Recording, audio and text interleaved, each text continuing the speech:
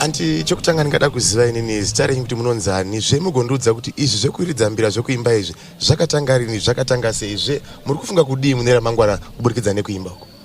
Zita rangu ndinonzi Rose Joe Wembira, ndinobva kuno kuMasvingo.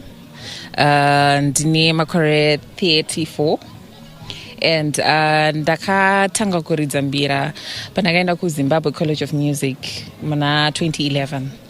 Ndopa ndakatanga kuridza and chure changu ndechekuti ndishare my gift to everyone in Zimbabwe and beyond. Ndichikurudzira Zimbabwean music, mbira music and our culture. Tichidzidzisawo vanhu nezvembira because it is our instrument here from Zimbabwe.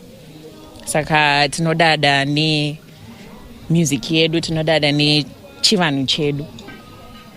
Ko ndakanga kuziva kuti inini ndezvipi zvimwe zvigozhero zvamungadai makasangana nazvo muindustry yemusic kusvika musvike pamasvika pano nhasi ndeapi mamwe mashoko ekurudziro kana kuti echenjedzo amungada kupa vamwe vachiri kusimukira mune zvemimhanzi? Alright, mamwe ma-challenges atigona kufesa ndekutiwo kukurudzirwa ma-promoters kuti tikwanise kuwana nzvimbo dzekuti tiimbe tichiita showcase our talents.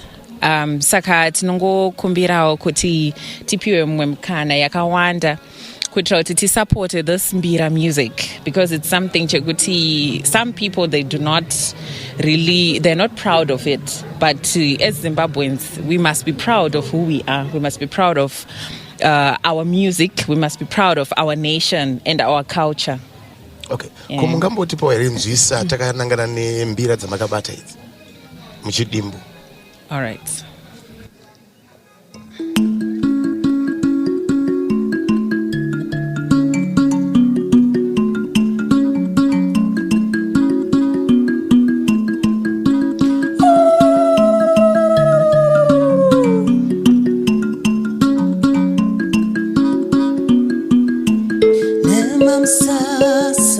Nema msasa wakaringezuva namuichawe iwe mkaranga. Iwe nema msasa wakaringezuva namuichawe iwe mkaranga. Pereka pereka pereka pereka pereka pereka pereka pereka pereka